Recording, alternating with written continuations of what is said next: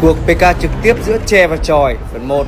Mày sao mày không chịu đấu được mày? Mày biết tao mất bao nhiêu thời gian để tao đào tạo cái thằng này chỉ để đấu với mày rồi đấy. Nó mới lên một cái thôi bây giờ mày rụt mày không chịu đấu là như nào? Đúng rồi, anh nghe lời đồn chỉ có một mình ba hết tatu che chẳng nghe sợ mình ư. Sợ con cặc. Cười cái gì? Nhây quá vậy, rủ 2-3 ngày thì tao nói không đấu là không đấu à. Mày cho tao thắng một lần đi mày. Mày thắng để được gì?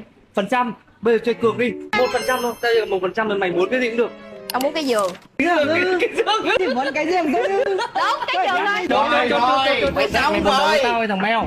Tao chấp hai đứa mày luôn đó. Á nu chấp cả lôi ư. Đúng rồi, chấp cả lôi. Sức khỏe vô viên nhỉ. Một vòng là đấu trí, một vòng là đấu lực.